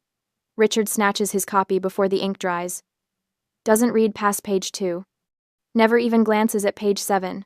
I pull my copy toward me, folding it slowly, clutching it to my chest like a security blanket. Thank you, Daddy. Excellent. Richard stands. I'm glad we could resolve this efficiently. The funds will be transferred to your account by end of week. They leave. All of them. Sloane already typing something on her phone, probably a post about difficult family members and tough love. Bryce shoots me one last pitying look, before following them out. The attorney packs his briefcase without a word. The door closes. Silence. I count to 10, then 20, making absolutely sure they're gone. The tears vanish. Just gone, like turning off a faucet. I check my Patek Philippe. 3:47, 13 minutes to close. Checkmate, I whisper to the empty room. I stand and smooth my jacket, checking that the duplicate original is secure in the inner pocket.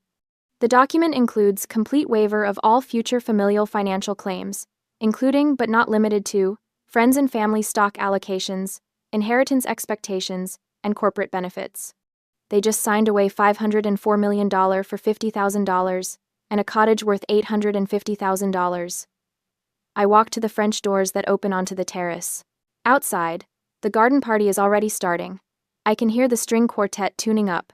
I'm not leaving. Not yet. 11 minutes until they realize what they've done. 11 minutes until everything changes. The champagne tastes like victory. At least, that's what Richard thinks as he raises his glass at the podium, surveying 200 guests, scattered across the manicured lawn of the Scott estate. String quartet, uniformed servers, flower arrangements that cost more than most people's monthly rent. I stand near the back, black suit, sharp as a blade, watching him perform. To family legacy, he announces, voice carrying across the garden with practiced authority. To the businesses that define excellence in our community. Take Ether Systems, for example, remarkable cybersecurity firm. Their IPO today represents everything American enterprise should aspire to. Innovation, discipline, vision. Sloane stands beside him, phone held high. Instagram livestream. 15,000 viewers watching her father pontificate about success while she angles for the perfect shot. Her smile is luminous. She thinks she's won. Unlike some hobbies, Richard continues, and I feel the shift coming before he makes it. Not everyone understands the difference between serious business and playing with computers in a basement, but that's fine. The world needs all types. Ev. Polite laughter ripples through the crowd. Several guests glance my direction. I don't flinch. 4 p.m. exactly. The closing bell rings somewhere in Manhattan, and the universe tilts on its axis. Bloomberg terminals throughout the party erupt simultaneously. Sharp electronic chimes, guests' phones buzzing in pockets, clutches, jacket linings. The string quartet falters mid-phrase as musicians check their devices. What the hell? Someone mutters near the bar. The murmurs start low, building like a wave gathering strength. AET up 400%? Ether Systems IPO closed at $336 per share? That's impossible. The opening was $84. Richard keeps talking, oblivious. Still mid-sentence about family values and business acumen. Still performing for an audience that's no longer listening. Preston Vance steps forward from the crowd. Tailored gray suit. SEC S1 filing printed and bound in his hands like scripture. He moves with the quiet confidence of someone who's closed billion-dollar deals before breakfast. Ladies and gentlemen, his voice cuts through Richard's speech without raising in volume. I apologize for the interruption, but I believe some clarification is needed. Richard stops, confused, annoyed. Preston, this isn't the time. I'd like to introduce the founder and CEO of Ether Systems. Preston turns, extends his hand toward me.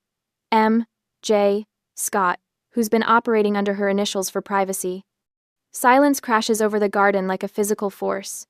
200 faces turn toward me, mouths open, eyes wide. The kind of stunned recognition that happens when reality rewrites itself in real time. Richard's face drains of color. All that expensive, scotch-fueled confidence evaporating as his brain catches up to what his ears just heard. M.J., someone whispers. Meredith, Jane. I don't move, don't speak, let them process. Sloane's phone drops 3 inches before she catches it. The live stream wobbles, captures her expression perfectly.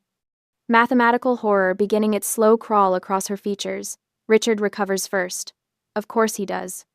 Decades of courtroom performance taught him how to pivot when the case turns against him. My daughter? He rushes toward me, arms spread wide for an embrace. I always believed in her vision. I always knew. I step back. One clean movement. His arms close on empty air. He freezes, recalculates, pivots again. Turns to Preston. The friends and family IPO allocations. We should discuss those. I'm sure Meredith has reserved shares for her family. Haven't you, sweetheart? Sloane's fingers fly across her phone screen. I can see the calculation happening in real time. $336 per share, multiplied by whatever allocation she thinks she deserves. Her eyes glaze with the kind of greed that makes people stupid. Bryce Sterling stands near the fountain, frozen. His investment banking brain doing the math differently. His commission on the cottage sale. Pocket change. Nothing. Less than nothing compared to what he just realized he lost. I reach into my jacket, pull out the document I folded and tucked away in the library 13 minutes ago. The duplicate original. About those allocations, Father. My voice carries. Calm. Clear. The voice I use in board meetings when I'm about to fire someone who thought they were indispensable. The garden goes silent again. Even the string quartet stops pretending to play. There's a clause in the document you signed. Page 7, paragraph 3. Would you like me to read it, or would you prefer to read it yourself? Richard's face shifts. Confusion to concern to dawning comprehension. What document? The one you witnessed at 3:47 p.m. The trust fund release and property transfer. The one you were so eager to have me sign that you didn't read past page 2. I unfold the paper. Hold it up so the guests closest can see the notary seal. The witness signatures. Richard's own attorney's stamp at the bottom. Complete waiver of all future familial financial claims. I read aloud. Each word landing like a hammer blow, including but not limited to friends and family stock allocations, inheritance expectations, and corporate benefits. Sloane's phone clatters to the flagstone. Doesn't shatter. Just lies there, live stream still running, capturing her face as understanding destroys her from the inside out. Preston steps forward again. Numbers man. Always has the data ready. The friends and family allocation was 1.5 million shares. At the closing price of $336 per share, that's $504 million. Someone gasps. Multiple someones. The math is too big, too devastating, too perfectly brutal to process quietly. You forced them to sign it away.